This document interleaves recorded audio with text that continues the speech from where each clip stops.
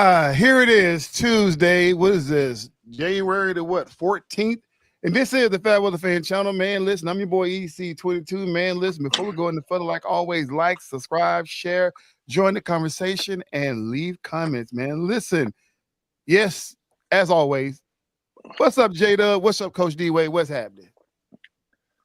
Brother, just another beautiful day above the dirt, you know. What's up, Coach? Man, good, all good, all good. I'm up here doing a little work in a place called Sulphur, Oklahoma.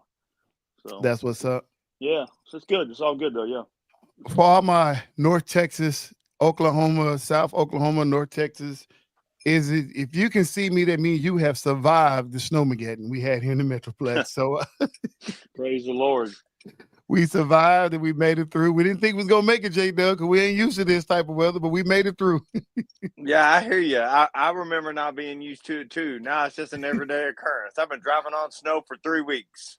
Oh man, look at you. I did not move. My car stayed parked once I got home, and I moved it for the first time yesterday.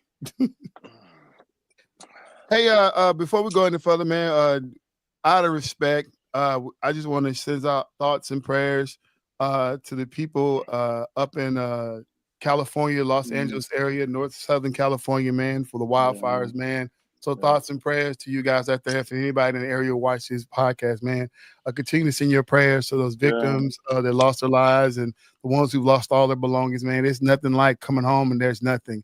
I was telling my wife the other day, I was like, you know what, you get a tornado or a flood or something like that, maybe you can salvage, you know what I'm saying, some pictures or something like that. But fire, everything is a total loss. There's nothing to be salvaged unless you have like one of those high dollar expensive safes that you may keep a couple of fire alarm safe. But other than that, but it was total devastation out there, man. That's so sad to hear.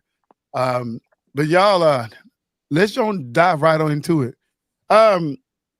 WNBA, I just wanted to throw this out there because it's funny. Caitlin Clark had a stalker. Oh my God. And they finally caught this cat. I'm not going to give his name because I'm not giving anybody, those bad people, any type of media attention, but it's a cat from Denton, got arrested.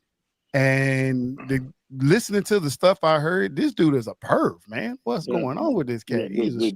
Dude, he's out there, man. He's 55-year-old man trolling a little kid like that, a 20-year-old young lady. That's sick. He got something going on. I don't. But yeah, I was like, I watched that story yesterday with my wife. I was like, what is this cat? He needs to freaking find something to do, get a hobby or something. I guess what is his hobby? That is his hobby. Yeah. It's sad, but there's a lot of bad people out there, and they like to prey on the people who they think can be preyed on. And I'm glad he got caught, and I'm glad they all get caught. He's gonna get his when it's time to go behind the wall.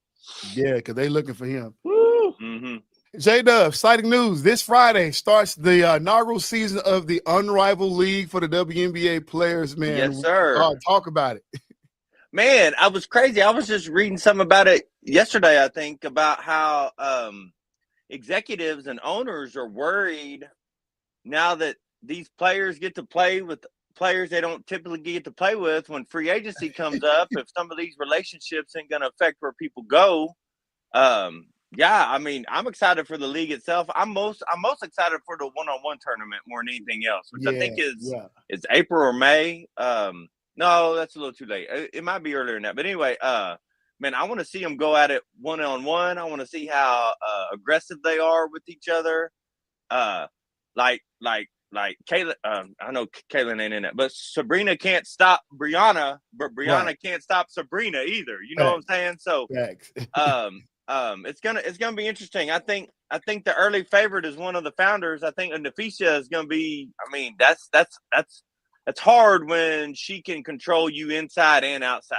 She can take the 18-foot jumper. She can take you off the dribble. I think she should be the early odds-on favorite if Vegas even bets on things like this. No, I bet. More importantly, I think it's going to bring more eyes to a sport that deserves more eyes.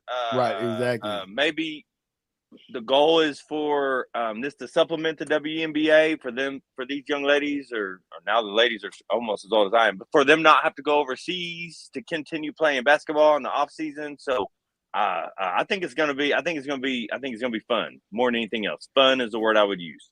And that's when I listen to Feast of Collier is doing two things. Number one, keep them stateside, keep them home to play here and make money, and also to teach these and to give these women opportunity at business.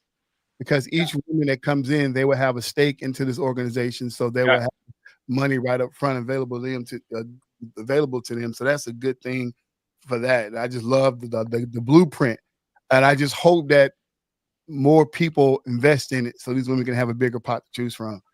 But we're getting excited. I don't want to go too far into women's basketball right now because I know I can go down that rabbit hole. But right. Yeah, both of us. Man, those who already watched the show, you already know, man. Me, J-Dub, and Coach, man, we're a huge women's basketball fan. And I just want to say, when the NFL season is over with, we're going to dedicate all our energy to hoops, so me and Anna. Yeah. Listen, just tacking a little NBA real quick, man. The Jimmy Butler saga. Coach, have you been peering in on this nonsense? Not as of late, because I kind of got if I can say it, I mean, kind of just got over it because I did think what you said. I thought it was nonsense. I said, hopefully this thing will be over with in a few days. I kind of tuned out on it. So when you guys probably have to speak on that. Man, this guy, he got suspended for a couple of games. They said conduct detrimental to the team, whatever that was. It was 7 games he got suspended. I'm just pretty sure he's offered acting like a prima donna, talking crazy to the coaches, probably talking crazy to the team, probably refusing to get along. He probably said some stuff to some other players that shouldn't have got out. You know what I'm saying? Stuff, superstars, they privy to information that some of the other teams. So he probably went out there and started trying to force their hand to trade him by exposing some things that other players shouldn't have had information on. And no telling what Jimmy Butler doing, but they said here recently he reiterated to the team, to the staff over there, he wanted to go out, and specifically to I can't think of his name, the coach over there, the GM over there, Pat Riley. Exclusively to Pat Riley, saying, "Hey, listen, I want out." He said he really want the Mavs to get Butler, but not. What do you think about that? So Jimmy, in general, in terms of stars, he's kind of out there in general, right? He's a little different. He's more along the Rodman-esque line. Yeah. Phenomenal ball player. I mean, one of the best in the NBA. But the problem with a max player is they're hard to move. You got to find the pieces that want to move. And then now we have no trade clauses. So I think the last one I heard about was with Phoenix with Bradley Beal. Yeah. But Bradley Beal has a no trade clause, but monetarily wise, they can make it happen. But Bradley has to agree with it, and Miami doesn't want Bradley. So the more we pay the players, the harder it is to move them when they're unhappy. So I get you, Jimmy. You're unhappy, and but I just don't know what they could possibly do. There's just too much money involved. There's too many moving parts. I really don't know where he could possibly go. Yeah, I don't understand at all these players when they get to this point, because you bringing a bad energy, bad mojo to a new city, and I'm trying to figure out what is it so bad about the team that you're at? I mean, you guys went to the finals. So 2 years ago? Yeah, so I'm not understanding. There's guy. I know we saw the blow up between him and Eric Spoelstra on the sidelines a few years ago, and that was probably where it all got started. But we know he's been acting out with this emo, whatever this lifestyle or whatever he called it, haircuts, earrings in the eye, and hairstyle. He's really been transforming in front of our eyes, and whatever that probably comes with a different personality every time he changes hair. So, I don't know. At some point, man, you making the money, man, chill out and be to the organization what you told him you was going to be and play some basketball. Now, I'm not going to say shut up and play basketball, but I can get close to it. We can get really close to it. And I don't want him to shut up and play basketball, but whatever we want to say in the beginning, it's play basketball at the end. Be you, but go out there on the court and earn this money they're paying you.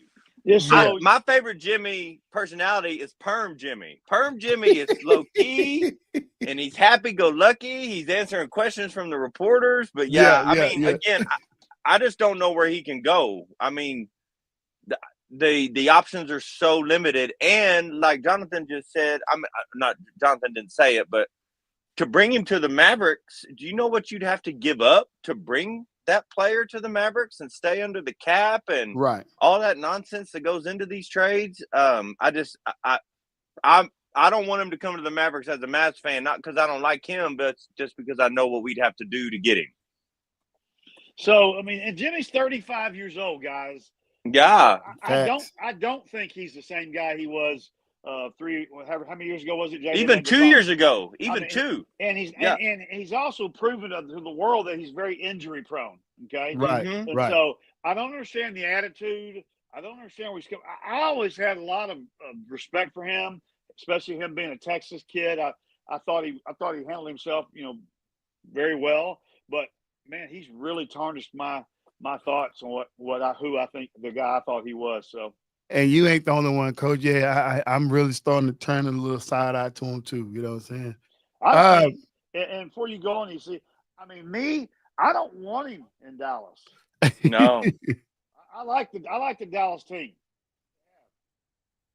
He said, yeah, he have a 52 not moving million forward, right? But he already got it. He's already under contract. Right. So he had a 52 million trade clause with me or whatever. He's gonna opt out his next year $52 million. He's gonna opt out of that, and then but he wants to trade. So I don't know what's going on with this cat.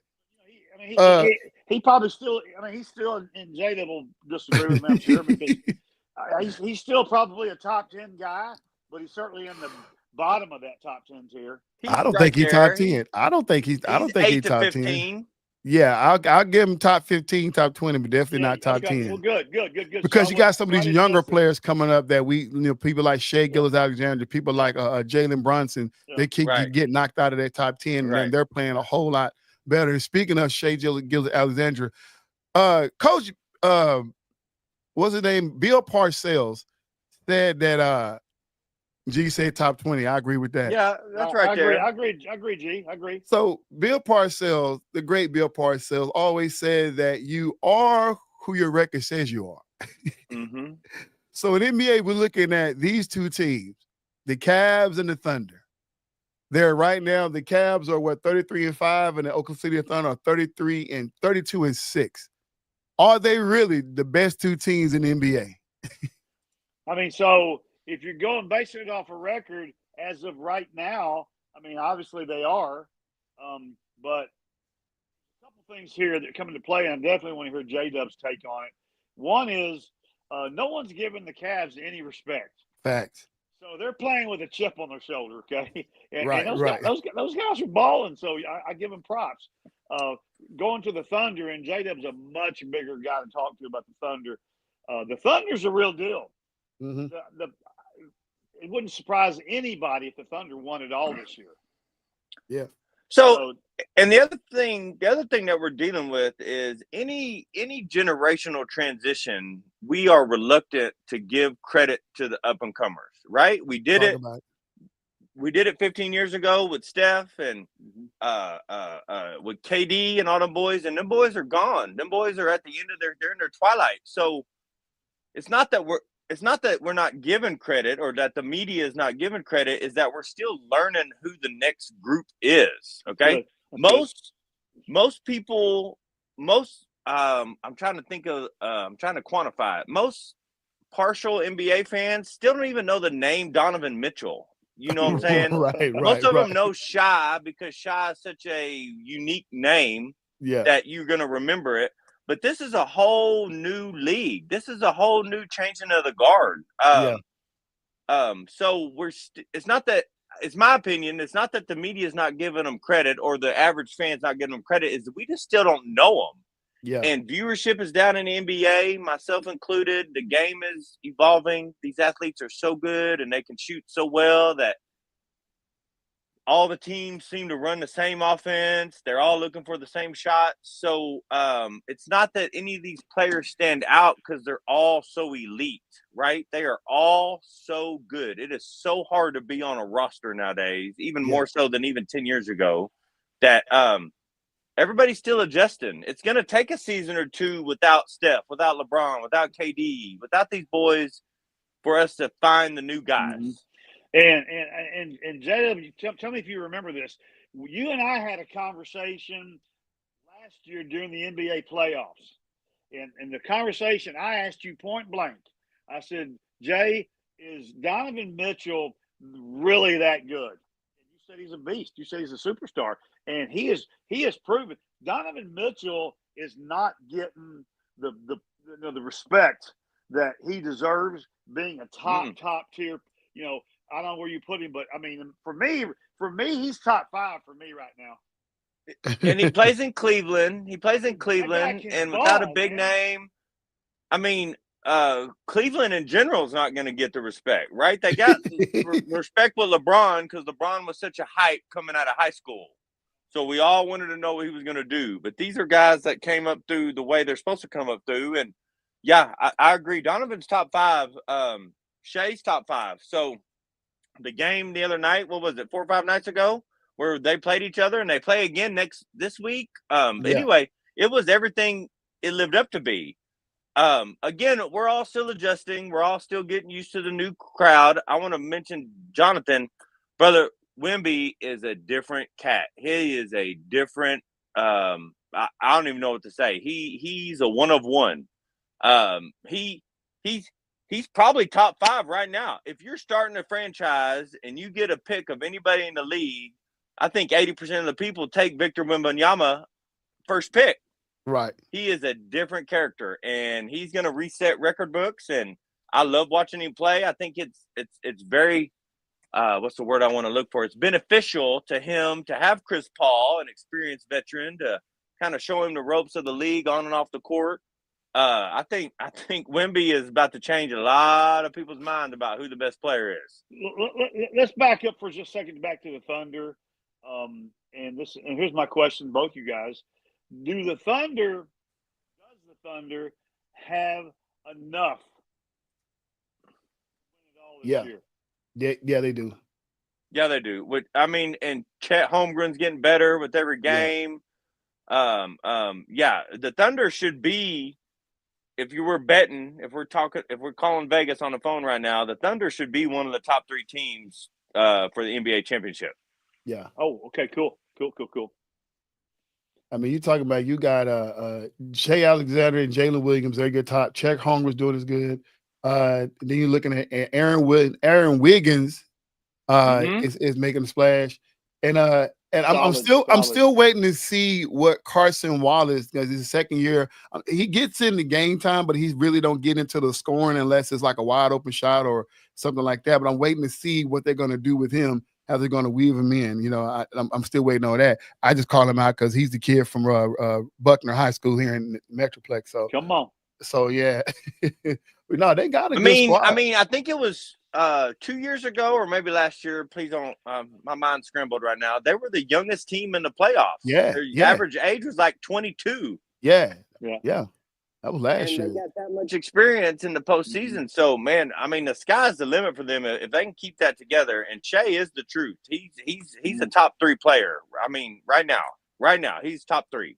I think it's him, Wemby, and Jaylen Brown.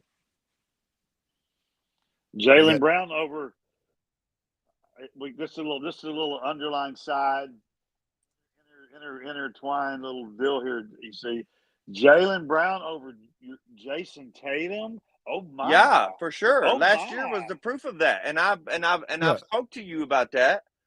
I agree with you on everything you said. Jason seemed to fade away in the bright lights, but Jaylen proved that he ain't going nowhere. Right? He is the truth, and I don't know what everybody knows who's listening. Jaylen is a different character. Jaylen is a Rhodes Scholar.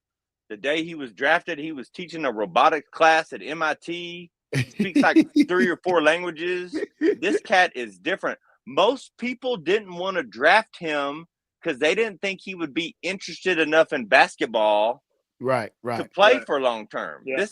This dude is on another level. This dude isn't. I don't know that we've ever seen a person, not the player. I don't know if we've ever seen the person like Jaylen in the league. Facts. So as we transition now, and we're going to spend a little time having some fun over here, trying to figure out what the world is going to do. Y'all know what it is. This is the Coaching Carousel. Oh, that's We, hard. yeah, 17's looking for a coach. One has already gotten filled. So if those who don't know, Mike Vrabel is now the new coach of the New England Patriots. As we speculated, this is what Robert Kraft and the family wanted. They kicked Gerard May out just because Vrabel became available. And now all the other stuff they talked about, not a good fit, is a lie. Y'all lie, y'all lie, you lie. Y'all just wanted Vrabel over there. And I grade this signing of Mike Vrabel, I graded a C- for a lot of reasons. I mean, he had some good years in the Titans and stuff like that. I think the 3 of the 6 years over there that they went to the playoffs. 2 years they was one and done, and 1 year they went all the way. No, 1 year they was one and done. Second year, 1 year they made it to the second round, and then 1 year they made it all the way to the conference championship and lost that one. I think that was to Kansas City. But I mean, so they had some good years, but the last 2 years of Mike Vrabel's reign over there were non-playoff years. And you talking about, I've been watching the stats.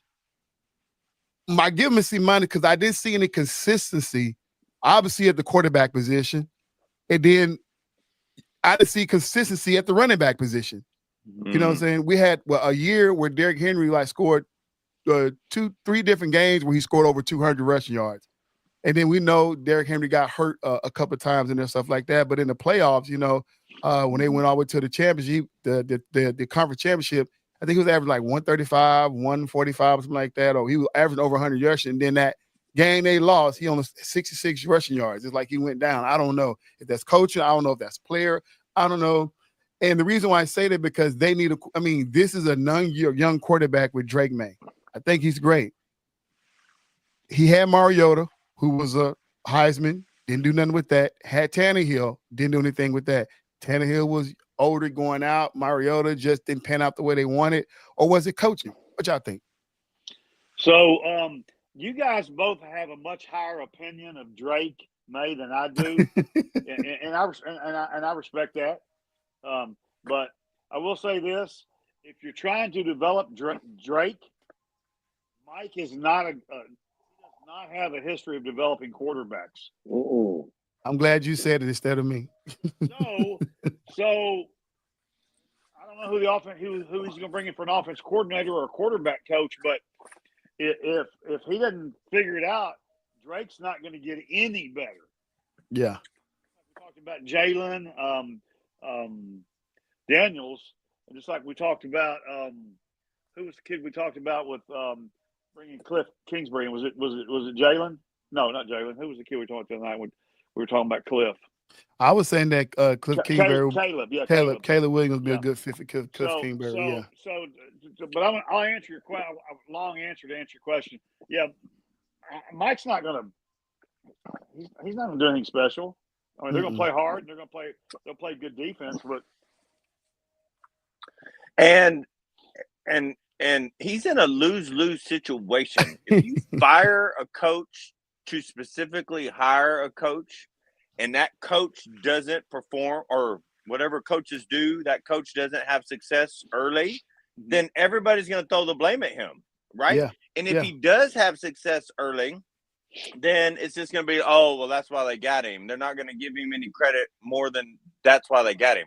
I think Mayo got the shaft, and I think he's going to be a head coach somewhere, and I think he did a phenomenal job for a team in one of the biggest transitions we have ever seen in professional football. You lose Brady and Belichick in a 3-year time frame, and you're resetting your whole franchise. He did phenomenal. He came out, he won his first game with a nobody team.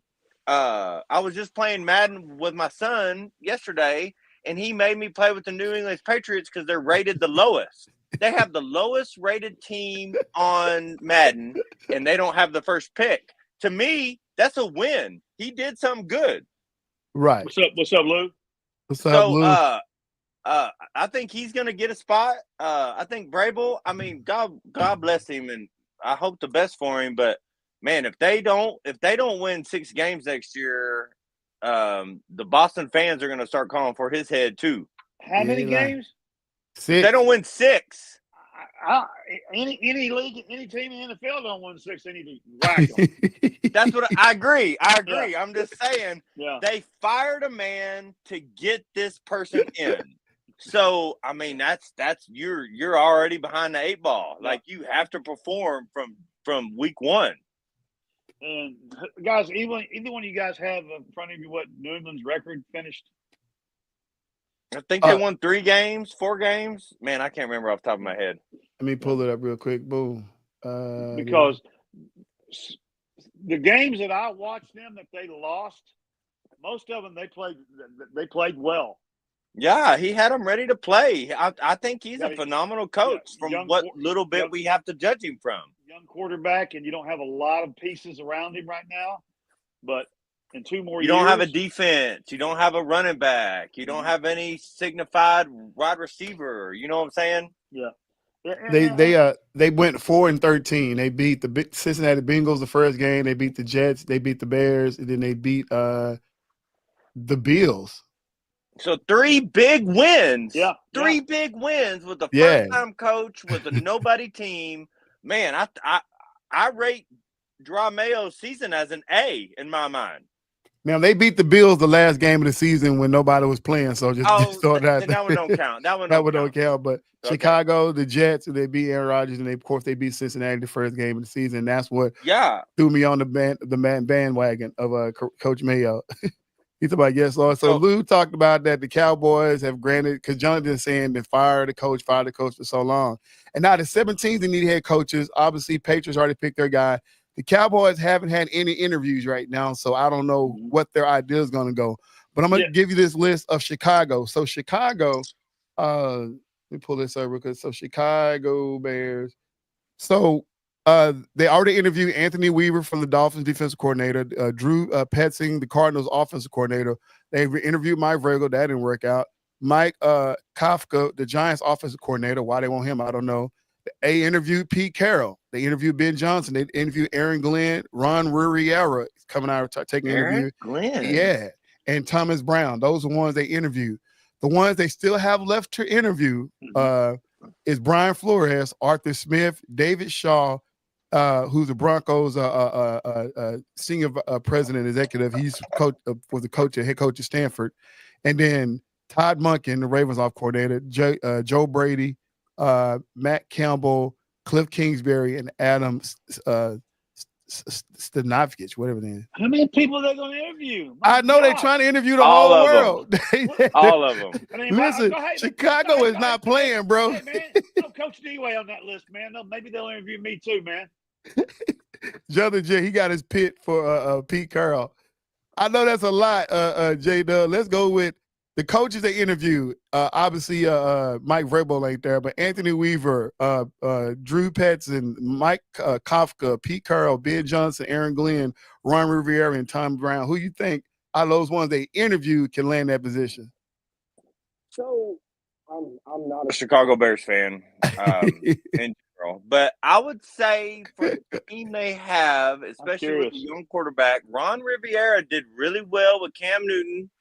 Yeah, Cam is a bigger version of Caleb. I get it. And they're not the same player, but he did very well with the young Cam Newton.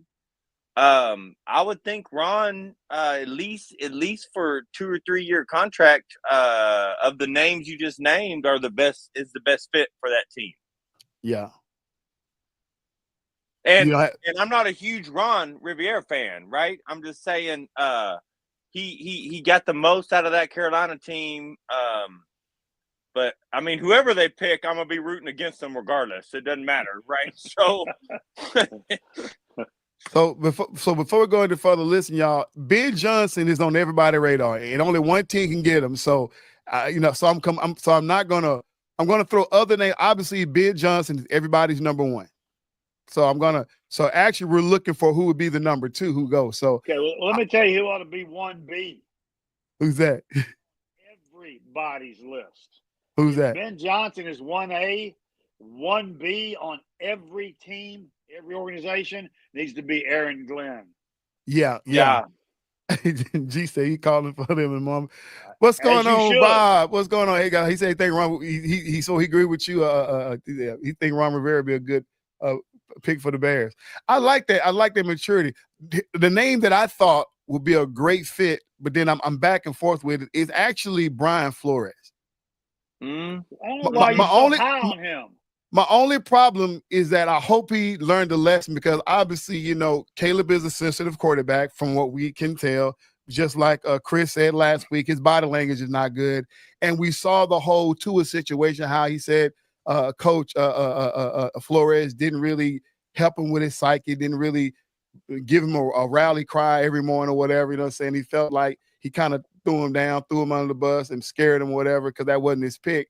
So, I mean, and he's a defensive-minded coach. So I think it can work if he's learned. I think that Caleb needs some tough love. But at the end of the day, I think, and he's not on her. Did I? Yeah. I think Cliff Kingsbury, to me, will probably be the best fit for the Bears and Caleb Williams. And I said this last week, so there's no surprise there.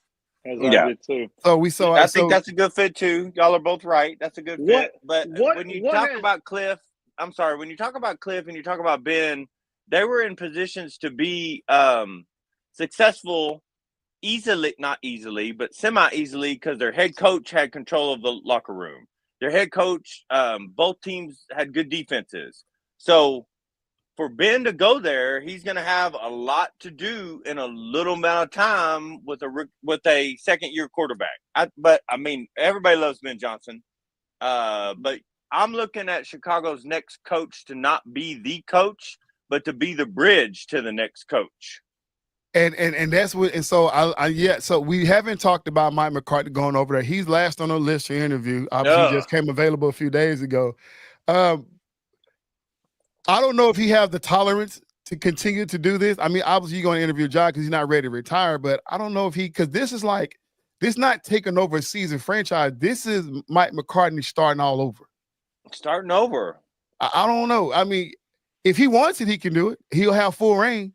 But I don't like, but just like J-Dub said, this is not the coach of the future, the next coach. This is this is a bridge. The next coach is only their coach unless the next coach comes in and wins the Super Bowl next year, or right. the NFC Championship. The next coach is not their last coach that we're going to talk about in the foreseeable future. So I like the names we threw out. So we threw out obviously Mike McCarthy, we threw out Brian Flores, we threw out Cliff Kingsbury, we threw out Ron Rivera, and obviously Ben Johnson is going to be and then you said Aaron Glenn. Yeah, obviously people are going to go out there and get him. Let's move on to Jacksonville. Who would take the job in Jacksonville? And I know this is probably the most unattractive job. That's where I'd like to see Ben Johnson. Truthfully, that's where I'd like to see him go, because he can build the team the way he wants to build the team. As long as the GM and the owner didn't expect, 12 wins in a divisional round playoff game in the first season. Right. So He's somebody who can build a franchise. Right. So they've already interviewed Steve Spagnuolo, Ben Johnson, Aaron Glenn, and Patrick Graham, a Raiders defensive coordinator. And they still got to interview Liam Cohen, Kellen Moore, Todd Monken, Joe Brady, Brian Flores, and Robert Salah. Robert Salah is on somebody's list. Please. And Jacksonville needs the guy where Chicago needs a guy who's only going to be there for 2 or 3 years, in my opinion. This is just my stupid opinion. Yeah. Jacksonville needs a guy who's going to be there for 4 or 5, 6 years. Yeah. He needs a guy that's going to come in there and be able to build it from the ground up almost. So they need a young guy. They need a guy who's in what's the word? He's an offensive coordinator in tune with today's offensive-based game. Is that the right way to say all that? Right. So I like Ben Johnson better in Jacksonville a lot more than I do in Chicago. I like Ben Johnson. Also like Todd Monken for that. I like Todd Monken over there. I think because believe it or not, man, that kid from Clemson is a big kid. And and I think what's missing is his ability to run.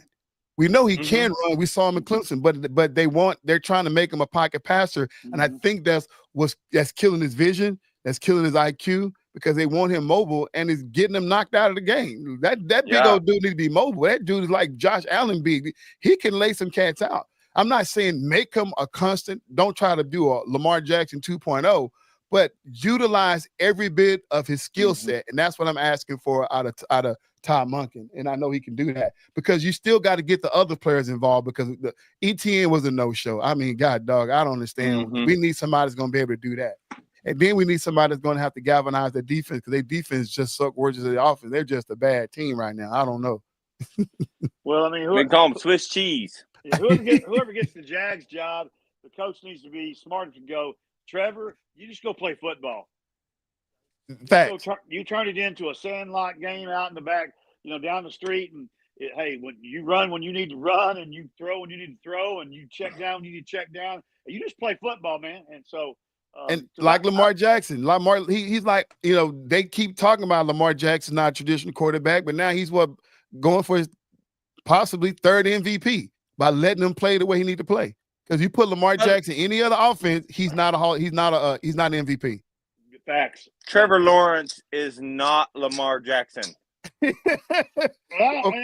hold on. I apologize, y'all. I did jump the gun. I wasn't saying he's Lamar. Go ahead, Jada. That was to you, EC, not to you, Coach. Trevor is not Lamar. Yeah, so first of all, he doesn't have the instincts of Lamar, the feet of Lamar, the acceleration of Lamar. Now, if he wants to lower his shoulder and put the boom down on a smaller outside linebacker, yeah, I can see that. But no, the next coach of the Jaguars needs to be really good friends with the GM of the Jaguars, and they need to understand that this isn't a 2 or 3 year process. This is a 5 to 6 year process. Thanks. I agree with that. All right, moving on to the Las Vegas Raiders. So they've interviewed one person so far. The only person they interviewed was Ben Johnson. No, I take it back. Yeah, but they still got to do Todd Monken, Aaron Glenn, Steve Spagnuolo, Pete Carroll, and Robert Slot. So they got some of the same ones on there, but only one they completed so far is Ben Johnson. And experts say that this may be where Ben Johnson lands, and I don't like it. I don't like it either. I'm gonna let Coach go. The coach name we haven't even heard mentioned, and I'm not saying that he needs to be mentioned, but I'm surprised in our conversation, and that is Coach Prime. I don't want him to leave. I don't want him to leave Colorado. Yeah, we'll talk. So we'll put a commercial break in because, like I say, right now Cowboys have not officially interviewed anybody, but Coach Prime and Jerry Jones have had a phone conversation. And this is nothing but media trolling. This whole ideal of Coach Prime coming to the Cowboys has been brought up by mainstream media to throw it out there and to put the pressure on Prime because they want to see him in the pros. He's already said he don't want to coach these guys, but now he's looking at the limelight and the money.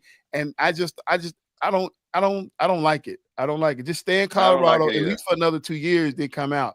You know what I'm saying? Let your boys, because I don't know. I just don't. Definitely not the Cowboys, but he's the only one that Cowboys is the only person that he's talked to, and you know what I'm saying. That's who Cowboys talked to so far. They haven't really talked to anybody. They haven't had interviews or anything like that. But he did call Jerry Jones, and he said in his quote, and I said he said, and I quote, "The job is intriguing."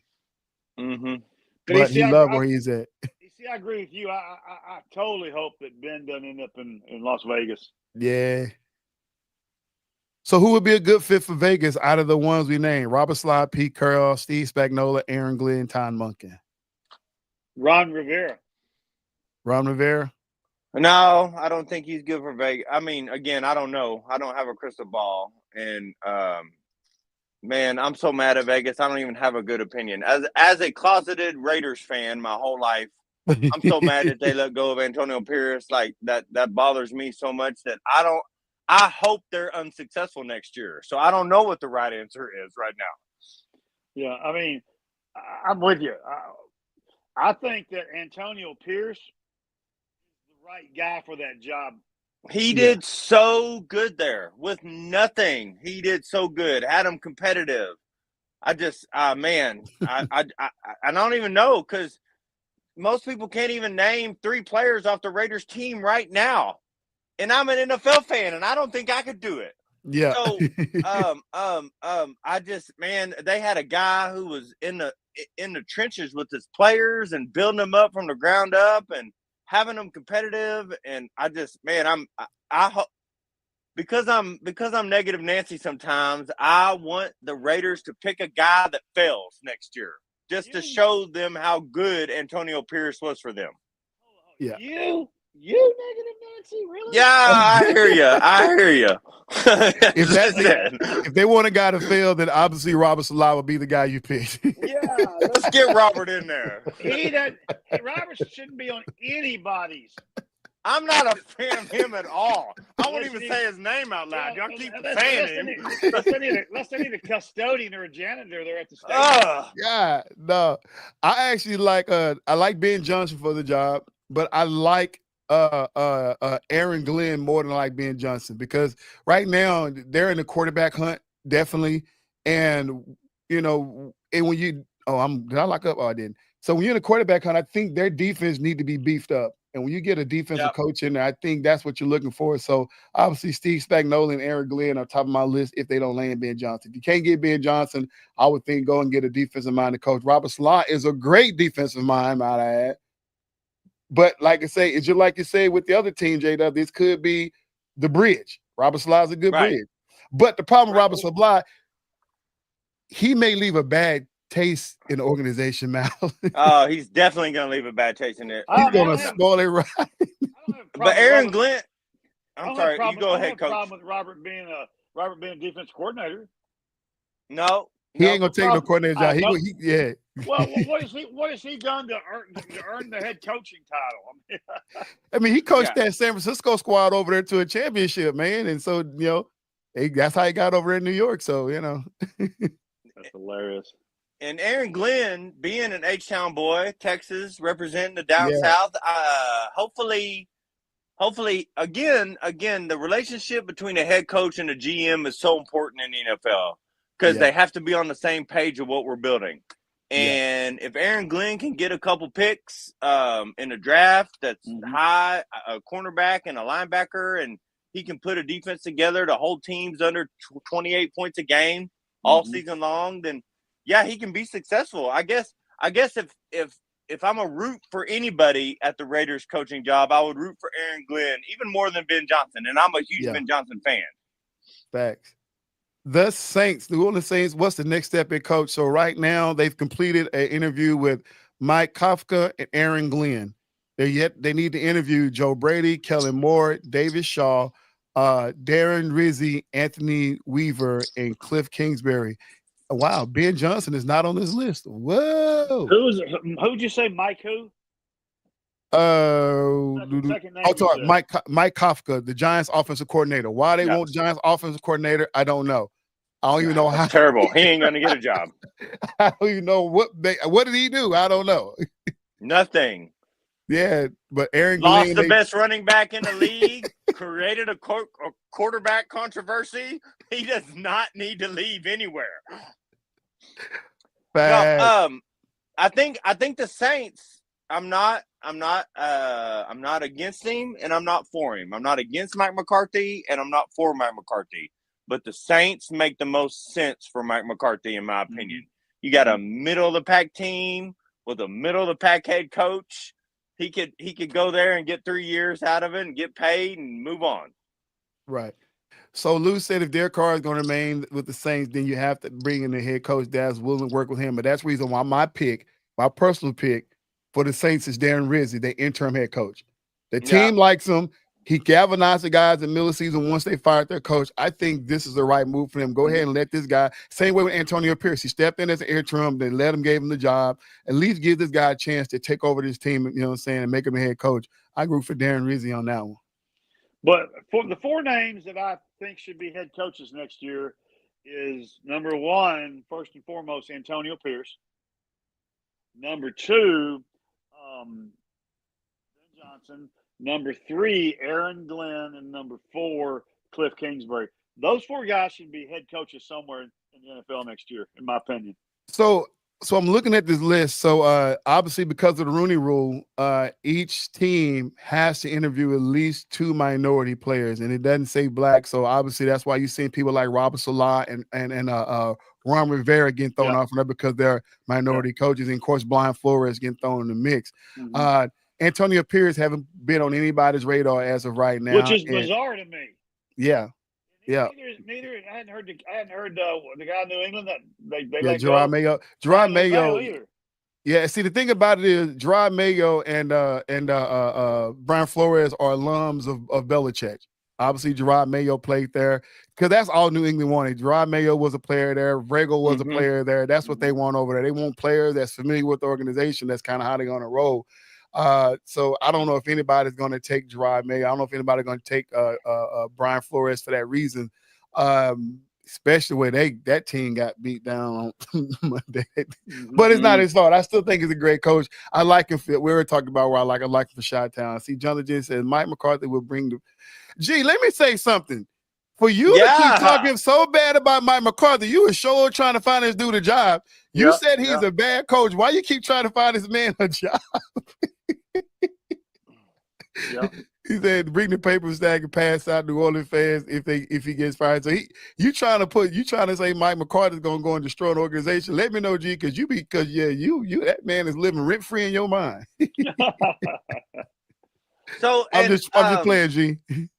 Brian Flores, huge fan. I think he's put together a phenomenal defense in Minnesota, but man, it's hard to go to a team that needs so many pieces. Yeah. So is Chase Young still in New Orleans? No, he left. No, that's a hard thing to do. And in my opinion, it's a hard thing for a defensive coordinator to go to a head coaching position on a team that's not already dominant defensively. Right. Coach, you understand what I'm saying? 1,000%. Yeah. So if you were already a team that was holding teams down to minimal points, then the defensive coordinator from a successful team is who you need. But man, I just don't know who Brian Flores would go to right now that's looking for a coach that's dominant defensively, in my opinion. Right. None of these teams that we're looking for head coaches are teams that we would say are solid defensive teams. Yeah. I think all this with Brian Flores is obviously formality to get back into the swing of things. I don't think the league is ready for Brian Flores, obviously, because how the situation went down over in Miami. So I don't think the league is ready for him right now. But I threw this out there to G earlier when we was talking. I said I wouldn't mind seeing him landing in the Cowboys. Because they're used to dealing with controversy. Yeah, because I think Brian Flores wants to control his offense. Obviously, he wants to control his team. He don't want any input. But I think with the way things went down, because when he went to Miami, he was adamant about controlling.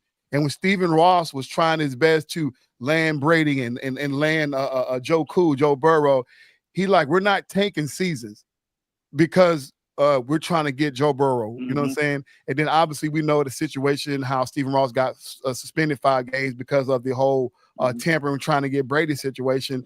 And so I think that little stigma of bad coaching they put under him because of that, I think Jerry Jones can resurrect that. You know what I'm saying? What did he say? Jonathan, he said, yes, for Flores. And we have Brandon Marshall Jonas said, shout out to Coach enjoying the stream. Appreciate it, Brandon. Brandon, what's up, man? Good seeing you on tonight, brother. Welcome. So that was just my pick for Brian Flores for the Cowboys. I don't know. Hey, last but not least, who can fix these news? I don't know. It's not nobody. Rex Ryan. Yeah, he's already had his interview. So who had the interview? Mike Vrabel had an interview. Obviously, that didn't work out. Matt Nagy, that was pretty interesting.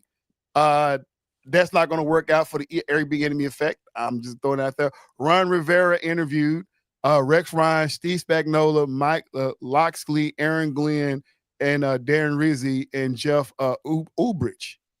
I'm gonna throw a name in there. I'm gonna throw a name on that Jets list. Needs to be on that Jets list, and y'all don't move me out of the screen here. Is Mike McCarthy? Well, that was crickets. No, that's deep thoughts. Man, he got a lot out of Aaron in Green Bay. Won Is 12 Aaron games. going to be there next year? Listen, the Jets are a dumpster fire. Who is the guy that's going to accept that responsibility? I don't even have a good answer to that one. I really don't know who the next head coach is. Who should be the next head coach for the Jets? Yeah, I don't care how many years has passed, but that dude single-handedly got me out of there. I'm not going to try to make this dude end of his career better. I want him to have the same fall from grace as I did. Yeah. Yeah. He said, I can't see more going to Jets unless Aaron Rodgers coming back with Devontae Adams. Absolutely. I just can't see him going over there. Is Rodgers and we still don't know with that over there. But I think go ahead, Coach. I don't want to jump ahead, and you may. But the question I throw out there to everybody listening and whatnot, and to you three guys, because I want to hear the answer. The first question is: is Mike McCarthy a head football coach at NFL next year? And the second question I have: if y'all say yes, is he going to be coaching? No, hands down, no. He shouldn't be coaching next year. Yeah. Man, I never have a good statement for this for people leaving the Cowboys, right? Right. So Wade Phillips ended up being a phenomenal defensive coordinator for whoever he went to. You know, it's over and over again. The Cowboys position is so weird. The Cowboys head coach gets all the blame, none of the credit. So is Mike McCarthy a head coach? I don't know, because I don't ever know how to answer this. But he's certainly going to be in the NFL somewhere next year. Well, he's not taking a coordinator position. He might. How hungry is he? That light bill still got to be paid. Yeah. And I saw Bob's comment that he didn't see Mike going to the Bears Jets. or the Saints. That's what I'm sorry, Coach. But the Bears or the Saints. That's what I've said this whole hour conversation. That's the only two places I see McCarthy landing. Yeah, I think the first step for the Bears. And I think it's a realistic step, is they've got to return to playing Bears defensive football. They need to turn that team into a nasty defensive team, and that's where they need to start building that deal. So whoever that guy is, Aaron Glenn, yeah. It's so hard for me, and there's too many coaches on this list that I think that are more deserving. Because you only got 6 spots at this moment. There are so many coaches that are more deserving of a job right now than I think Mike McCarthy. Not saying that he's not deserving of a head coaching job, but then somebody's going to have to sit another year. You know what I'm saying? And I don't like it because you're talking about, obviously, Aaron Glenn and Ben Johnson, they have to decide whether they're actually going to leave their organization to go. You know what I'm saying? Steve Spagnuolo, I think he has a great chance going out there. I still love Darren Rizzi to take over interim. I don't like the interim in New York. I don't think he'll be the head coach in New York right now, but I love Darren Rizzi to take over the Saints. You know, and then you start looking at the whole heads, like, you know what I'm saying, cats who's been out of the game for a while, you know what I'm saying, like Ron Rivera or Pete Carroll and stuff like that. So, I mean, I think but if you do, I mean, you start talking about the offense coordinator for the Bills, and we ain't talking about much about Joe Brady. Yeah, and that guy, you know what I'm saying? We ain't talked much about the offensive Tom Munkin, the offense coordinator for the Ravens. So, you know, that's a lot. Those some young guns. Yeah, I'll tell you another guy we didn't name. I'm not saying that I'm for him or against him, but he won a Super Bowl, and that's Doug Peterson. See, that's the same as Mike McCarthy. He had his chance with the Jacksonville Jaguars. Not right now, Coach. Not right now. I think he need to sit out for a year. You know, it's like what you're going to expect out of Mike Vrabel, right? He sat out for a year. Now he get that come. Let's see what this year has done. You know what I'm saying? Get him a chance to rest, put his feet up, get away from the game. You know what I'm saying? But right now, I don't like coaches getting, just like I didn't like Jason Garrett leaving the Cowboys going straight to the Giants. That was a dumpster fire. That shouldn't have happened, right? I don't like, you know what I'm saying? Because like it just didn't make any sense to me. And here's another name that we haven't heard in a minute, and he may have blackballed himself, and that's John Gruden. Oh, he can't get a head coaching job if he tried right now. Yeah, he's done. But hey, that's why I said what I said. I think he blackballed himself. But check this out. I like Jay Gruden. Yeah. There you go. Yeah. I like Jay Gruden. Perfect. Yeah. Yeah. I Sure. like Jay Gruden coaching the Cowboys because one thing I know about the Cowboys, they're gonna get a name. They're not gonna get a name of a young person because a young person wants to come in and have full control. So I can see them taking over Jay Gruden, Pete Carroll, Ron Rivera for the Cowboys. Oh, since we're talking about it, let's dive into it. Fellas, if you're watching, throw me your picks for the Cowboys' next head coach because they haven't interviewed. We've already talked about Coach Prime. They're the only one. Jerry Jones has only talked to Coach Prime on the phone. But so we know he's an option, maybe. So I like Pete Carroll. No, I don't. I don't like Pete Carroll. No. He's too old. Pete's too old. Pete doesn't need to be in the. And guys, I'm just not a fan of Rex Ryan, so don't put him on the Cowboy list. No, we've already had a Ryan. We had Rob Ryan, and that was a complete. Yeah. Dumb. I don't like. Now Rex Ryan, believe it or not, has the toughness that the Cowboys need, especially with all the talent they already have. Mm-hmm. With his defensive mind, his toughness, I think it will work, but I don't see him and Jerry Jones getting along at all. Because Rex Ryan is going to speak his mind, and he just, I mean, the dude, he's already probably done put his foot in the mouth so many times on Get Up, so I don't even know if he's a good fit at all for anybody because the way he be talking smack about teams and coaches and stuff like that. Mm-hmm. Pete Carroll, I'm going to revisit that. I said no, but when I see Pete Carroll, I'm seeing, okay, go to the Cowboys, you do nothing. You go to Cowboys, you do nothing but sit there and just watch it all happen. Let Jerry Jones run the organization. Let the offense coordinator do that. And you just sit there and hold the clipboard and run out and scream and jump up and down like Pete Carroll do with no input to the organization whatsoever. And then everybody will troll him because he's a Cowboy. They're going to talk bad about him. And then he'll be gone in 2 years. But the thing that's crazy about Jerry is you never know what he's going to do. Bob, you're right. I mean, unless Jerry does it just strictly for a marketing to sell tickets. That's my fear. That is my fear. That's my fear that so I like Florida. I don't see Jerry Jones hiring him. He feels like Cal Shanahan is someone Jerry would want. Cal Shanahan got a job already, don't he?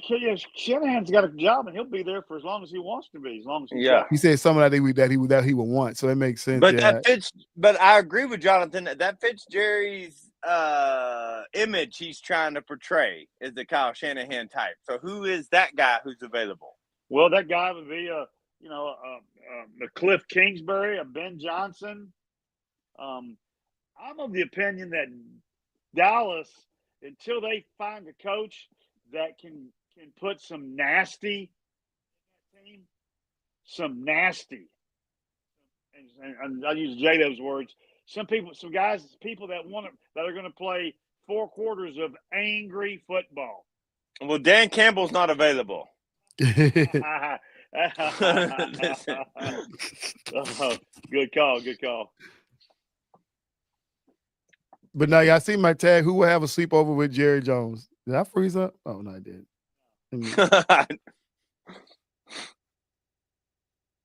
So yeah, that's because that's the biggest thing. Who will have a sleepover with Jerry Jones? That's what's going to have to happen. Anybody's going to come over, and I say because I still can't believe Mike McCartney took that offer. That was so dumb in my opinion. But it is what it is. You got to get a job.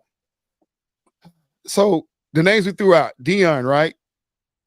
We threw out Pete. I threw out Pete Carroll just for craps and giggles. I threw out Blind Forest for craps and giggles. We talked about Jay Gruden.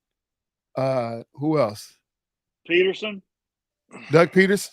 Talk about that, Jason. I'm not saying I like him, but if Jerry's looking for a guy that's been there, done that, and has some experience, who had Dan Campbell? No, I don't think so. The Cowboys didn't have him, did they? I don't know. That one had me a little bit. Rob said it's all about marketing with Jerry. Absolutely. Said Prime would come. He said Prime would come to sleep over. The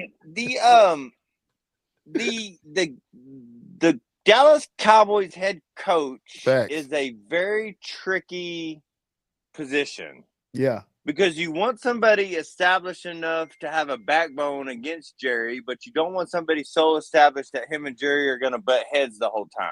Facts. So that list is very short. And I as of right now, I don't even know who's on that list. I don't want Dion to come there and ruin his head coaching career, his first time in the NFL. Yeah, so Dan Campbell was the tight end for the Cowboys back in the day. So yeah, G, I forgot. Yeah. He's so angry football, that's why the Cowboys would need a Rex Ryan or a John Gruden. Exactly. Toughness. Right.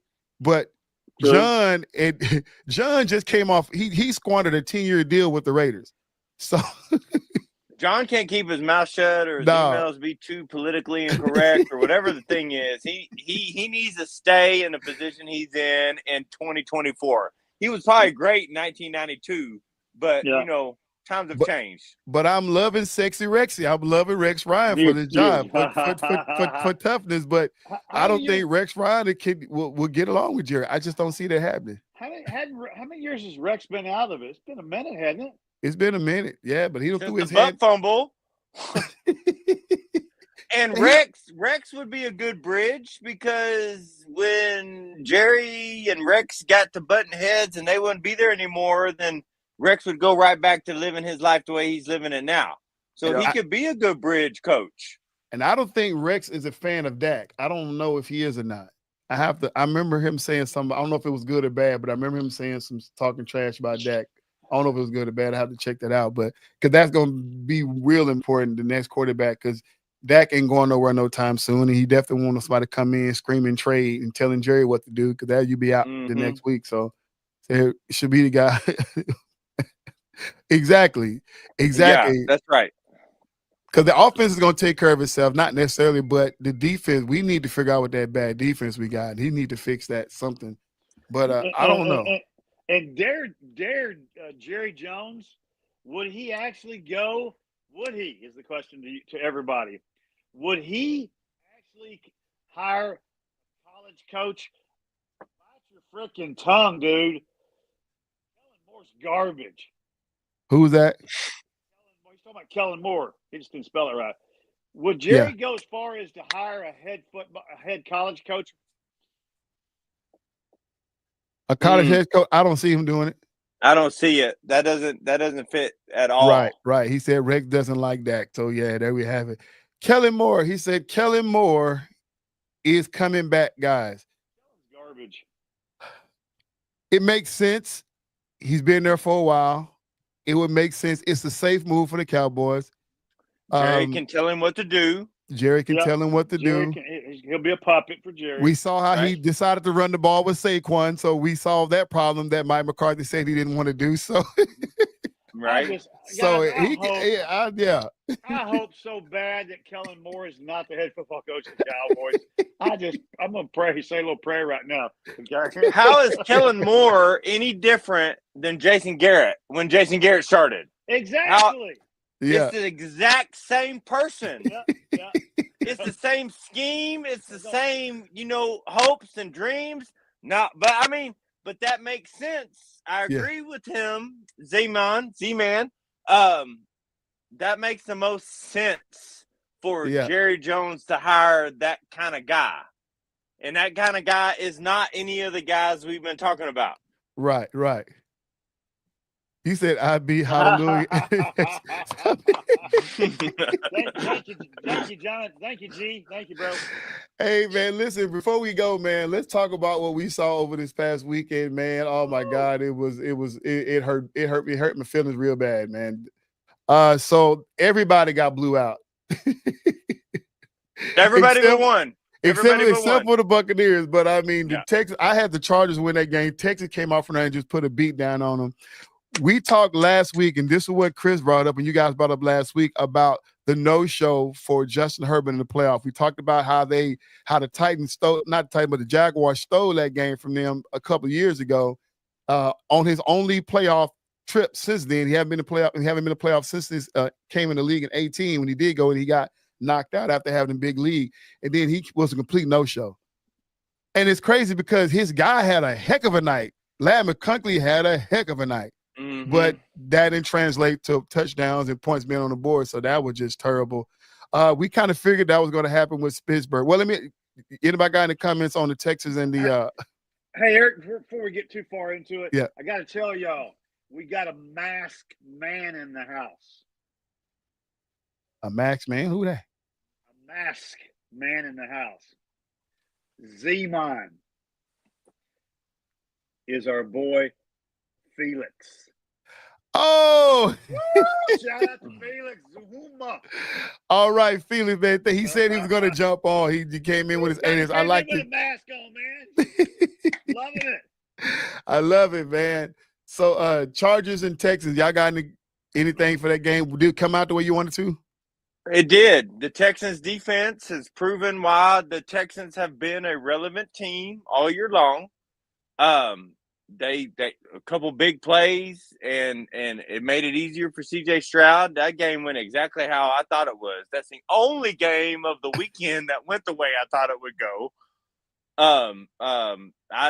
Kansas City needs to be careful. Kansas City should win, and they are the favorite, and they probably will win. But if they come out lackadaisical and they let the Texans defense get in their head, then that's going to be a long game for the Chiefs. Yeah, it is, man. I think we all agreed that we expected the Steelers to lose, but did we expect them to lose by this much or in that fashion? Because they ran the ball down their throat. Yes. Okay, so if you look back on the last 4 or 5 games of the Steelers, I don't know why we are surprised, and I'm talking to myself as well. Steelers had a disappointing last 4 or 5 weeks of the year, and they got exposed. Yeah. This past week. Well, y'all can go back to the episodes. I've been confused on how the Steelers have been so good all year long. Yeah. You have. Every year, every week, I was like, I guess I need to start paying more attention to them, and they just kept finding a way to squeak out wins, and they ran up against a monster, and the first touchdown that Henry ran, he wasn't even touched. You know what I'm saying? That they barely deserve to be in the playoffs in general. So I wasn't surprised at all by that one. Yeah, I'm with you, Rob, man. Yeah, it was hard, especially the Packers. Steelers okay, but the Chargers and the Packers, that shocked me so bad. The Packers were weird. That was a weird game. The Packers were in it as of the third quarter. If they'd have scored when they were only down a touchdown, if it were a fifth, we'd all be drunk. I get it. But even they made it a game. Even the commentator said there in the third quarter that the Packers, if they would have scored a touchdown on that one particular drive, that game could have totally gone differently. Oh, absolutely. Again, ifs and fifths. So yeah, right. They made a lot of mistakes, especially when the game. I mean, taking points off the board. That's something you never do. Especially in the playoff game, you got to get it. But they made some mistakes. But then the turnovers at the end just killed them. G said Russell Wilson machine is why the Steelers was winning those games. No, man, I've never been a big Russell Wilson fan. I've still and nobody can convince me. Phenomenal human being, subpar quarterback in the NFL. In my opinion, I'm surprised to hear you say that because I thought I recalled conversations in years past when he was in Seattle that we really liked him. But I'm old and I'm forgetful. As a person, but that team had so many aspects that they were the Legion of Boom. They had Marshawn Lynch running through people. Russell got to be the face of a franchise that was good on all aspects. Absolutely, Robert. Absolutely. Yeah. Lack of discipline mistakes took out the yeah. Absolutely. Agree with that. The short answer to why the Steelers had the kind of year they had, as good a year as they had, the short answer, we all know what the answer is. Mike Tomlin. Mike Tomlin. And Mike Tomlin said he ain't going nowhere, for lack of better words. He said everybody that's talking about doing trades and stuff, he said, don't waste your time. So why does he keep coming up in these conversations? Because they even threw his name out for the Cowboys. Everybody wants him. That's why. Everybody wants him. He said, everybody, hold on. I ain't going nowhere. He is completely loyal to he gives you an extra 2 to 3 wins a season just from your head coach. There's an extra 2 to 3 wins just because he's on your sideline. And everybody trying to talk about when Papa Rooney passed the torch on to his son because of a new regime, they say at that point that's when we'll see a difference out of Mike Tomlin. And I beg to differ. I'll see it, believe when I see it, but I don't think it's just Papa Rooney that's loyal to him. I think it's the whole Rooney family that's loyal to him. I mean, Wait. let him retire. Let him retire as a because that organization, they don't have that, but that many head coaches. And somebody correct me if I'm wrong. Did Bill Cowher pass it down to Mike Tomlin directly? Was there nobody in between? I don't think there was anybody between. Yeah, I think that was the last coach. No, yeah. they've had a rock at head coach for the last 20 years. You know what I'm saying? This is a team that has not looked for a head coach in 2 decades. Yeah. And now they're all of a sudden talking about, needing a coach. That's the most ridiculous conversation in the NFL right now. Mike Tomlin is in the top 3, if not number 1, of current head coaches right now. The top 3 for sure. Yeah. No-brainer. So let me say this. So children out there, we do not like bullies. We don't like bullies. And if you ever come across a bully, you got to fight the bully. All right. Bo Nix, I know you're a rookie. And I know you got to go against that big old bully over there in Buffalo with Josh Allen. But you got to fight back. You just can't hit one time and that's it. 7 points in the first quarter and that was it.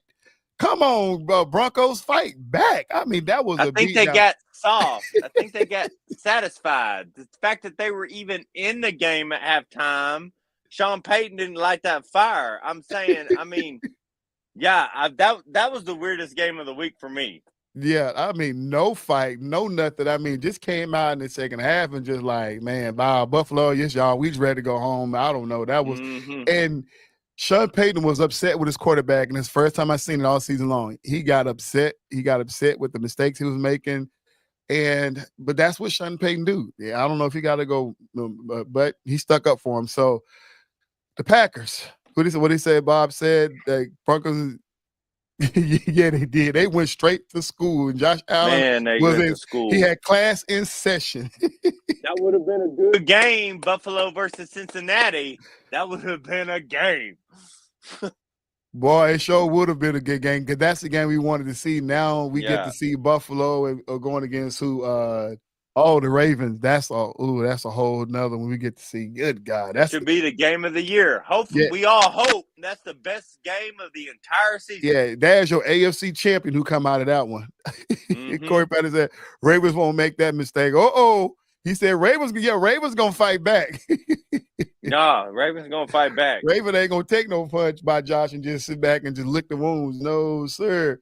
We already talked about the Packers no show, but and then let's jump on down because Bob talked about. He said, "What about the Vikings? So bad." I was fussing at the screen all night long, even after the game went off. I was still fussing at Sam Darnold. I took up for you, sir. Last week. Did too. I took up for you. We took up for you, and this is what you do, Sam Darnold. This is what you do. Oh my God! So do we or do we not trust him? No. Yes, we trust him, but man, that was. So Coach and I talked earlier today. I watched every down. Everybody watched every down. Both quarterbacks were seeing pressure. Yeah. Both quarterbacks were feeling the heat, if you will, and you got to see what a veteran quarterback does against it, and you got to see what a quarterback who's not used to it does against it, right? So the Minnesota Vikings, from top to bottom, are one of the best teams in the NFL, and their only hole, as Coach says, you have to have a quarterback that you trust, and their hole is at the quarterback. Yeah. And Sam, as big of a year as he's had, Pro Bowler, rightfully so, 14 wins, phenomenal, yada, yada, yada. You faded away in your last week of the season against the Lions, and you faded away in a playoff game against the Rams.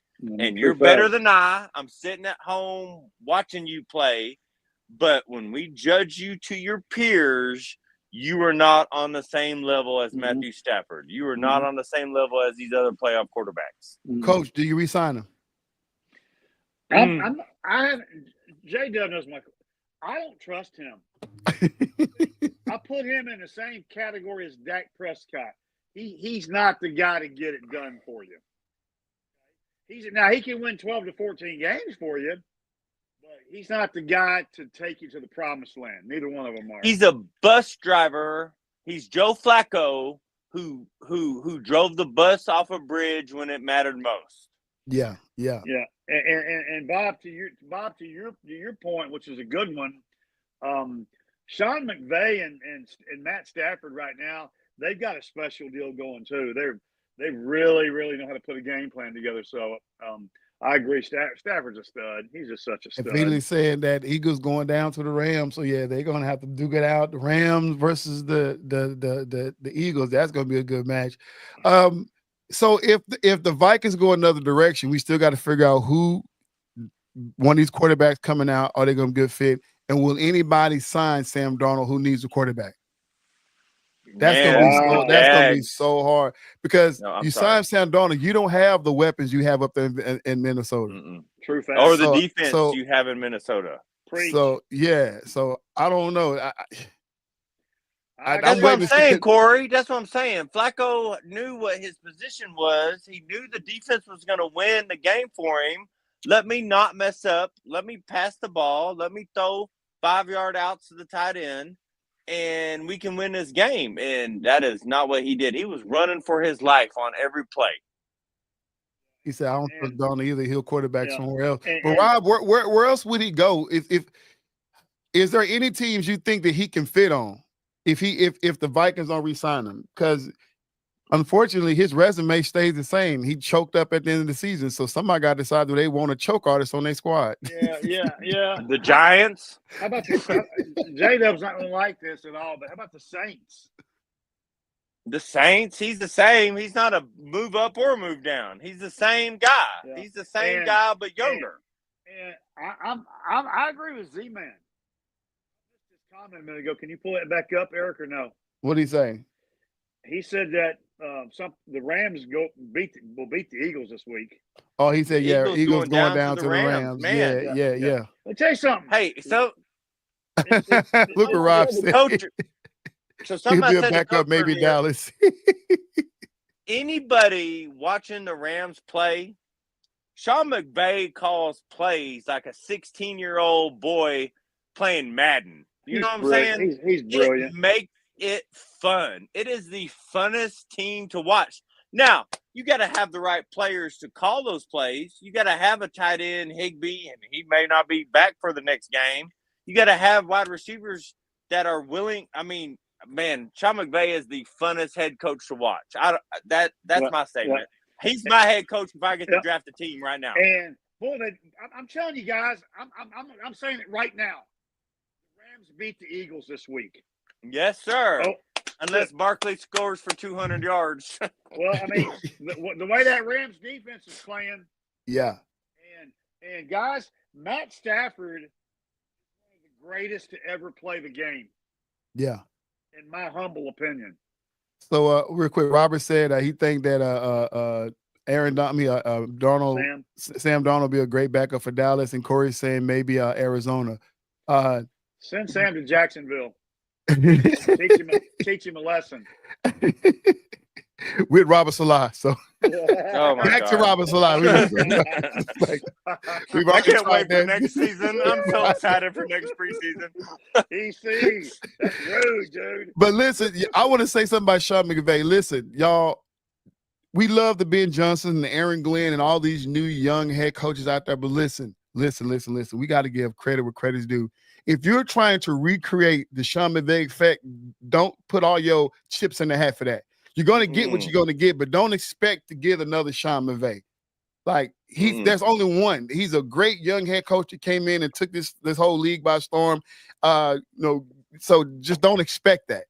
I'm not saying you can't hope for it, but if that is your main expectation, that we're going to get the Aaron Glenns and the Ben Johns no, that's not fair. Those guys, that is not fair, not at all. So, but again, there's going to be some great games, this week, and talk to Z-Man today, talk to JW today about them. There's some interesting matchups this week where the underdog could actually realistically go in there and take care of it. Mm-hmm. So, with that being said, who you got for the Texans and the Chiefs? Until somebody proves me they can beat Kansas City in the playoff game, I got Kansas City. But in hey, Arrowhead, that's so tough. But I'm gonna be that guy. Y'all can put it on me. I'm gonna be the homer. I'm going to H-Town. They're gonna put some pressure on Mahomes. true fact, Kelsey Corey. is not who he was 3 years ago when they needed a first down on third down. I want the Texans to get at that man. I want him to put him on the ground a couple times and silence Arrowhead. I'm going Texans right now. Awesome. Love it. I hope you're right. And I'm not anti-Kansas City at all in any way, shape, or form. But man, that defense is playing with some swagger. Who you taking, EC? Hold on, Corey said he still loves Stafford even though he's gone. Our fans talk down on him, but he still say that he's one of the best QBs we ever had, if not the best. Talking about when they had Stafford over in Detroit, he's a Detroit fan. He was. Yeah, listen, I agree. Me and Coach just talked about this. Yeah. If Detroit has a mediocre defense at his time, he's got 3 rings in Detroit right now. Yeah, they were the best offensive team for nearly a decade. Stafford was legit. Yeah. It's a good guy, Corey. I got Chiefs. I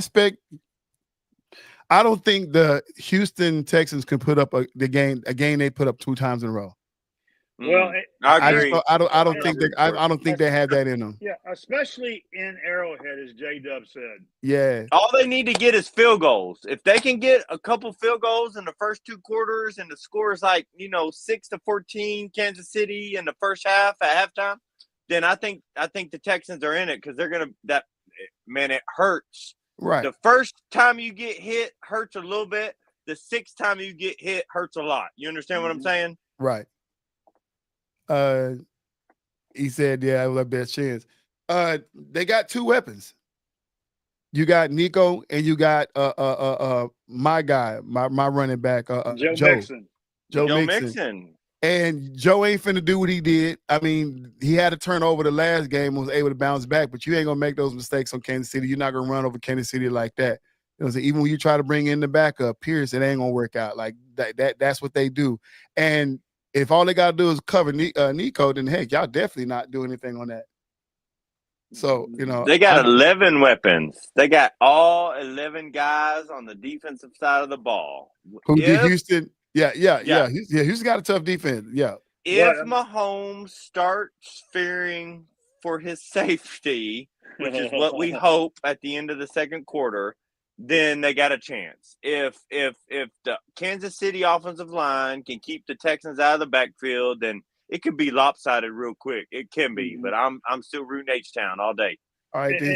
So you got H-Town. I got the Chiefs. Robert is picking the Chiefs to win, so that one on there.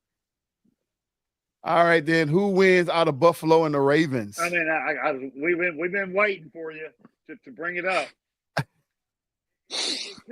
This could go down in history as the greatest playoff game ever played. Yeah. I'm going Buffalo, hands down. I'm too insecure in all my thoughts to even make a decision. I know who I'm rooting for. I'm rooting for Baltimore, even though I love Buffalo. My son's favorite player is Josh Allen, but I'm rooting for Lamar and King Henry. But again, my only hope for this game is it's 21-24. Yeah. And I don't even care who the top team is. I want it to be 31-30. Even better. Yeah. So I've said it several times to J-Dub. I don't know how anybody is going to be able to stop that 2-headed monster that Baltimore has. I don't. But I am pulling hard, and I'm picking. And y'all know I love my guy Josh. I'm pulling for the Bills to win this one. So yeah, I'm pulling Buffalo. I'm taking Buffalo. But the Bills Mafia better show up in the crazy way, make it a crazy, angry, scary atmosphere. Oh, they definitely gonna do that. Robert got the Bills to win that as well. Corey said the Ravens Ravens, that defense has awakened, and they have speedy linebackers to spy Josh. Yeah. That's it. That's it right there. Corey just said it. If they can stop Josh from making that first down on 3rd and 7, then they should win the game. But Josh has a way of finding the first down line. I don't even know how he does it. I've been watching him for 8 years now, and I don't get how he gets so open on those runs. Z-Man, who you got in the Bills and the Ravens? My problem with Baltimore, because it affected them the last couple of years in the playoffs, affected them early on in the season. They don't do well under pressure. And it's like, I don't know what it is. They don't like that air raid back and forth, score for score games. If they get in one, they typically lose. You know what I'm saying? I mean, you talking about the Steelers beat them in a high scoring game. It's like, come on, they just, I don't know. Too many mistakes are made. In the last few playoffs, something happens to Lamar, who I'm the biggest fan of Lamar Jackson you can find. Yeah. Something happens that when he gets down, he goes away from the game plan. Yep. He wants to start scrambling. He wants to start doing it himself. Stick to the game plan.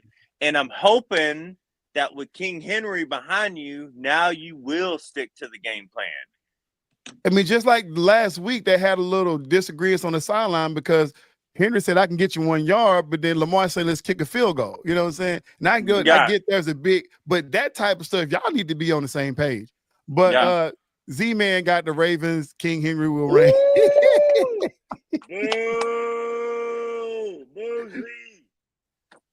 He said, dude is huge enough, wants to, nobody wants to tackle him, but how will Buffalo stop Jackson? See, they're the same. Jackson is elusive. Josh Allen is elusive. So, and Jackson will run more than Josh, obviously. So it's going to, both of them, it's gonna be a cat and mouse game. I want to see, but the team that shows up, the team that has the heart, that's the one that's going to win. So Buffalo will stay in a toe-to-toe fight with your Baltimore seem to curl up and put their guards up and get in the corner. And again, there's a reason why we play 4 quarters.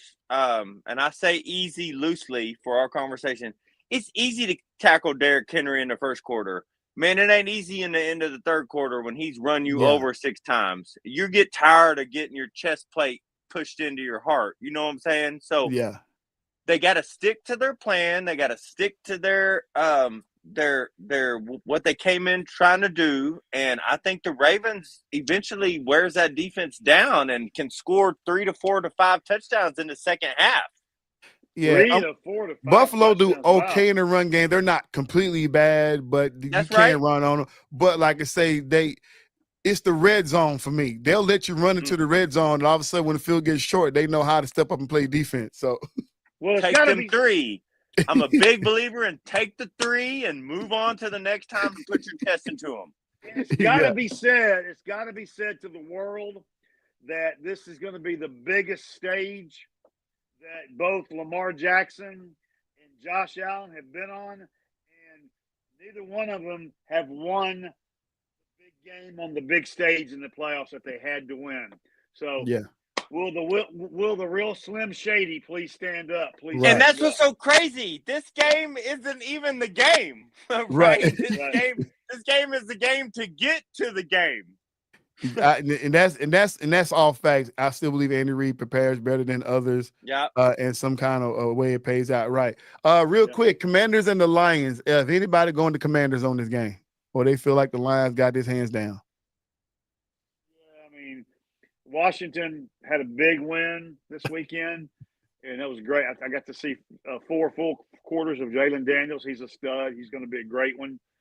But this is Detroit's year. It all stops now. You agree with that, J-Dub? I agree with it. I there's 2 halves of all of us. The half that we know will happen and the half that we want to happen.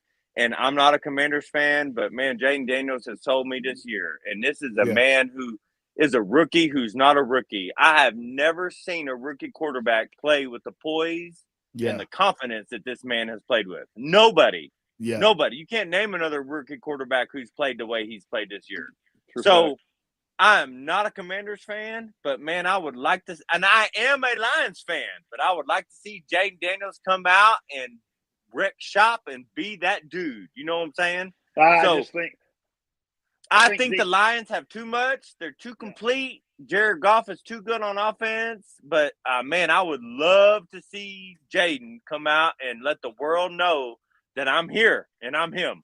Yeah, I think we're going to see the same thing we saw last night with the Rams and the Vikings. I agree. The Vikings looked so beat down. They were just so beat down mentally and physically and emotionally in the fourth quarter. Yeah. See, man, talk about these are not the Lions; they are the Lions, and are winning this week. Yeah, and I mean they are the best team in the NFL, hands down, from top to bottom. They are the best team. Now, Does the best team always win the Super Bowl? No, but man, I think they put Jaden on his backside too many times, but that doesn't mean I can't root for Jaden to be something special. Right.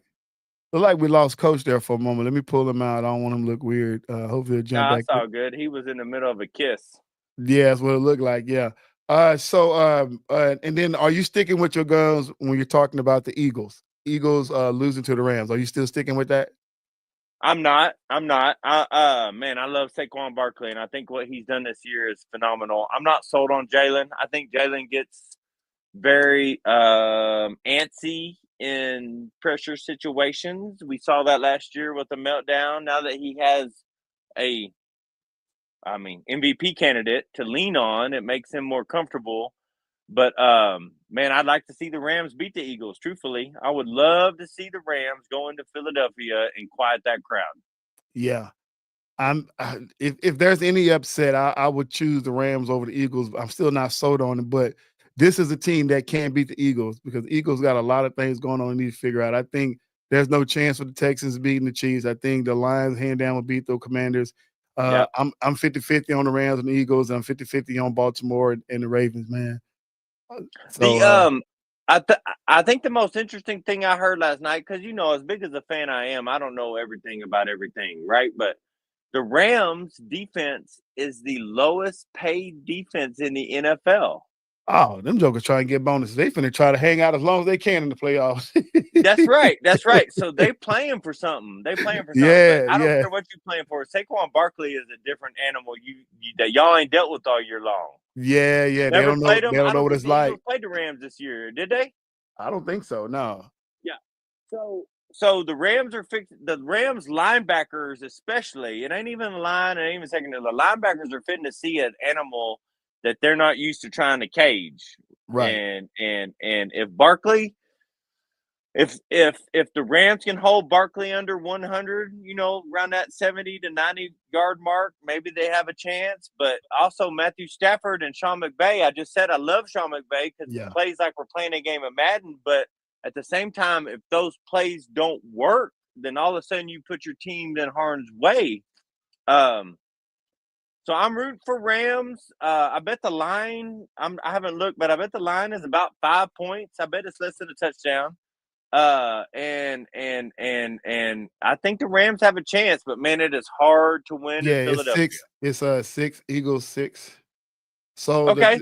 So you got oh my God, you got they got who the spread? They got KC 8-point spread. You got Detroit 9.5-point spread. Good God Almighty. You got the Rams and the Eagles. You got the Philadelphia 6 spread, and you got the Baltimore Ravens 1.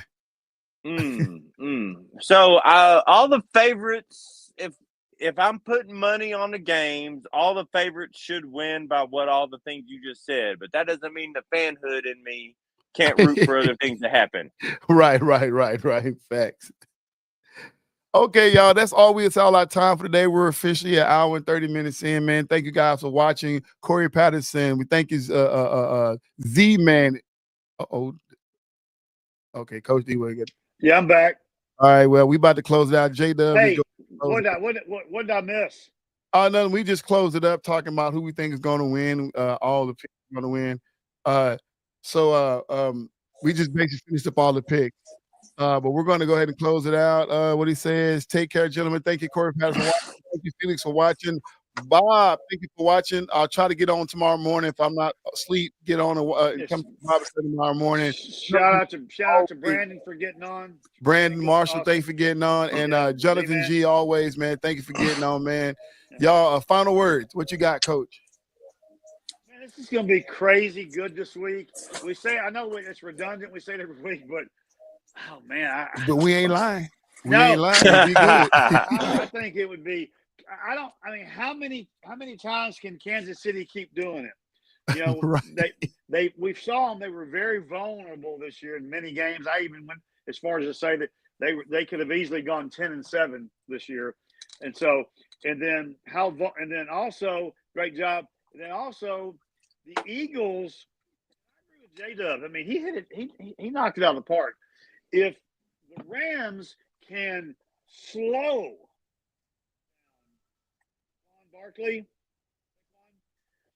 Hurts has a habit of being real inconsistent with his throws in games. Oh yeah, mm-hmm.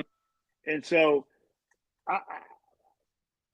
the Rams can easily win that game. I'm picking the Rams to not easily win the game, but easily win the game. Y'all know what I mean? Right. Facts on that. So that's all I got. All I can say, divisional round, root for the underdog. If you're rooting for the underdog, the game seems more exciting. Root for the underdog. Keep watching and praising Juju Watkins. Still balling on a daily. Yeah. And man, just keep it pushing, keep it up and up. Well, you know, I'm rooting for Superman. He's the one that has that number 17 on the back of his cape. Yeah, that's right. Okay, I see it every day up here. Yeah, I know you do. I'm rooting for Superman. Yeah. Who's Superman? The guy that has number 17 on the back of his cape. Okay. Yeah. Josh Allen. My final words are simple, man. Listen, you guys, we're coming down to the end of football season. So real quick, I predict that I'm gonna say it. Ohio State wins the national championship come next Monday. Oh, I know we don't want to see it. We didn't even talk about it. Nobody. But that's why I'm throwing it out there right now. Ohio State win. I've been going back and forth. Y'all saw my podcast. Y'all saw my video on YouTube. I don't know. It could be no, but I'll change my mind 30 seconds before the end of the game. If I have to, I would change my mind to Notre Dame if I have to. Man, it's gonna I know be you're not of the invested. Least watched games in NCAA history. Yeah, you're right. I'm but that's sorry, my boy Chris. Nobody cares. Right, because this is what he predicted. He predicted to be Ohio State and Notre Dame. The Ohio State Buckeyes have the greatest college defense to ever be assembled on the football field. But Coach, you were drinking Ohio State Kool-Aid early. Why are you throwing up in the trash can now? It's because you drunk too much of that Kool-Aid? No, see, and I think you were too confused. Much sugar.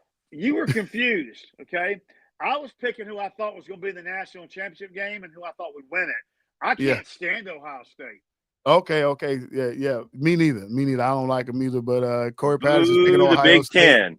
10. I know, right? Corey, if it's Michigan, I ain't interested.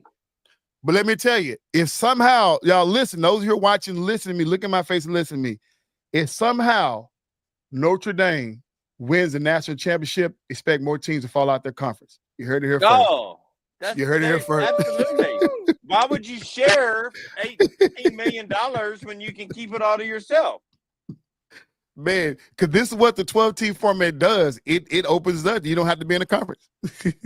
What if, real quick, I know we ending, but what if Texas drops out of all conferences and their schedule consists of Stephen F. Austin, Arkansas State, they go up and play Howard, and then they play Oklahoma State to have one team, and then they come back and play Iowa, and all of a sudden they're 12-0, and they're the sixth best team. We don't have time, Jada, for it. Yeah. I hear you. I can't. That's why I can't stand Notre Dame. That is the reason why. Right. Me. I'm also. I root against Rudy. I wish Rudy would have got his arm broke. Ohio State has 7 guys on the offense, 11 guys on defense. They have 22 guys, starters, and I'm telling you, 14 of them are NFL draft choices. Yeah. So, Corey said Notre Dame is too dang scared to go to the Big Ten. Of course they are. They like what they are. They're comfortable are, and they don't Because they know what's going to happen. Exactly. They don't hit ACC. themselves into a national championship bid. You know what I'm saying? So it is what it is, y'all. So I expect But more what teams they're to drop. doing is working. So I can't hate on that. Listen, you can't hate the hustle. You can hate the game, right? I can't hate what they're doing. Hey, great Facts. show, Eric. As always, EC, great show. Man, I appreciate it, y'all. We've come to the end. Once again, thanks for everybody coming on. Corey, Felix, Dan, and Brandon, and Jonathan G, and also to my podcast mates, Coach D-Wade, J-Dub. Thank you guys, man. You make my job easy, man. This has been the Fair Weather Fan channel, man. Y'all, thanks for watching. Once again, like, subscribe, share, join the conversation, leave comments, and we are out.